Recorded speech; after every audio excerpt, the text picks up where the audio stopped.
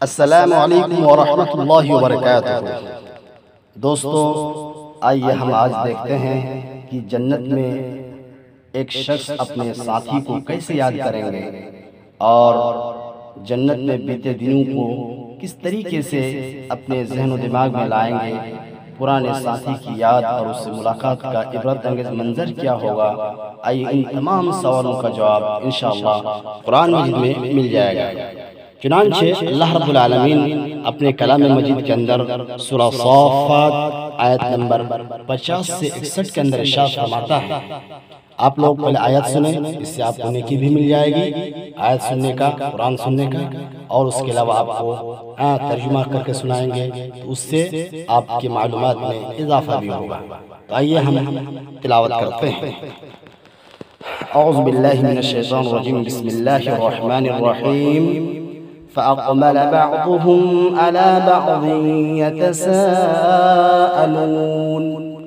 قال قائل منهم إني كان لي قرين يقول أئنك لمن المصدقين أإذا متنا وكنا ترابا وعظاما أئنا لمدينون قال هل أنتم مطلعون فاطلع فرعاه في سواء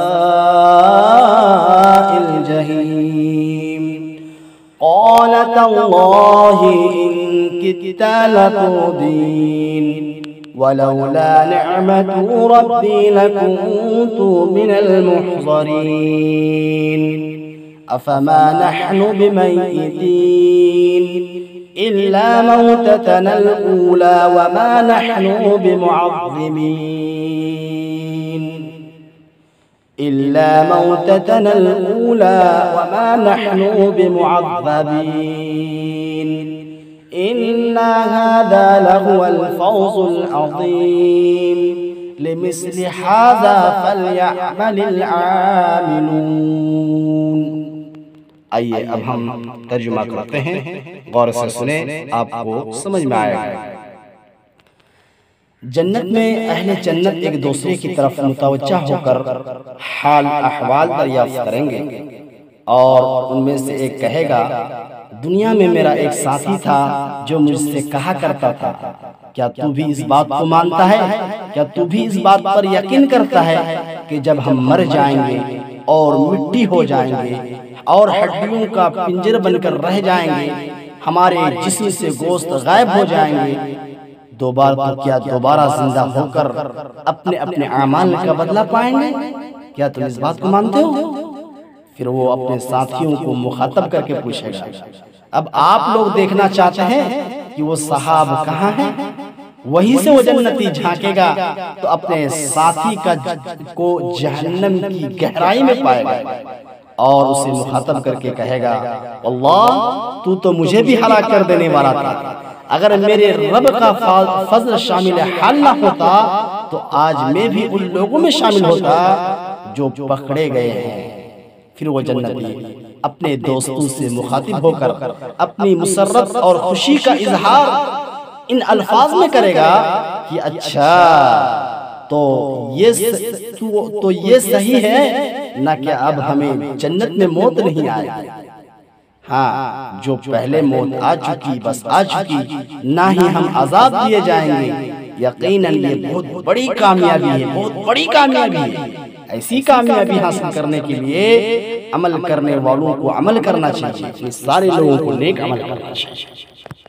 اسی طریقے سے اہل جنت اپنی مجلس میں دنیا کی زندگی کی یادیں تازہ کیا کریں گے، یعنی دنیا میں انہوں نے جو کچھ کیا تھا ان کو وہ یاد کرنے کی کوشش کریں گے، اور یاد کر کر کے خوش ہوں گے، اس سے مزہ اٹھائیں گے۔ جیسے کہ سورہ طور کے آیت نمبر 25 سے 28 کے اندر رب ذوالجلال ارشاد فرماتا ہے، اعوذ باللہ من الشیطان الرجیم، بسم اللہ الرحمن الرحیم۔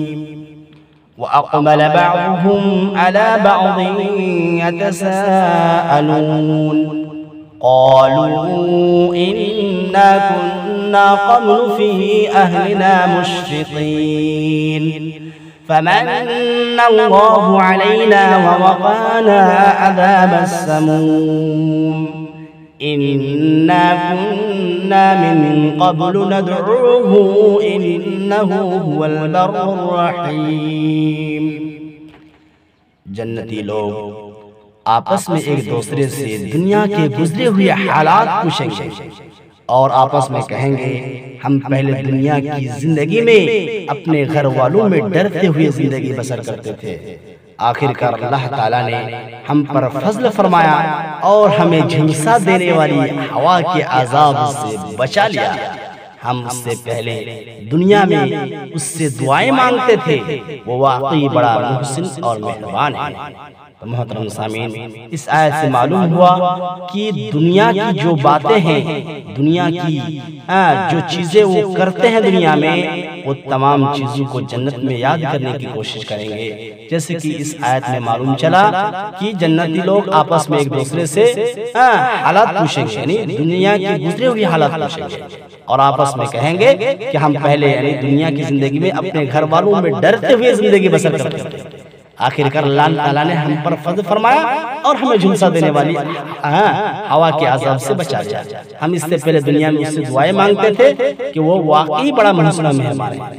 تو اس سے معلوم ہوا کہ ہمیں اللہ رب العالمین کے عذاب سے بچنے کی دعا کرتے رہنا چاہیے اور ہم جو ہے یہ کہتے رہے ہمیشہ کہ اللہ تو ہمیں اپنے گھر والوں میں ڈرتے ہوئے زندگی بسر کرنے کی توفیق دے۔ محترم سامعین، اسی طریقے کے پاک صاف معلومات حاصل کرنے، صحیح احادیث کی روشنی اور قرآن شریف کی آیاتوں کے ترجمے اور اس کے مفہوم اور اس کے جو ہے تشریحات کو سننے اور صحیح اور بالکل پاک صاف معلومات حاصل کرنے کے لیے ہم سے جڑے رہیں۔ انشاءاللہ ہم آپ کو دلائل کی روشنی میں قرآن و حدیث کے ذریعے آپ تک پہنچائیں گے۔ ایک بات میں اور بتا دوں آپ کو کہ یہ جو فوٹو اور کچھ پھول اور کچھ درخت وغیرہ کے فوٹو لگائے جاتے ہیں، یہ سب بس آپ کے دلکشی کے لیے لگایا جاتا ہے، جنت سے ان کا کچھ بھی لینا دینا نہیں۔ جنتی چیز تو بے مثال ہوگی، وہ چیز اس کا ہم گمان بھی نہیں کر سکتے ہیں، بس یہ دنیاوی چیز ایسی لگایا جاتا ہے تاکہ آپ کا دل جو ہے اس میں لگے رہیں اور دل جمی کے ساتھ دیکھ سکیں۔ شکراً، جزاکم اللہ خیر۔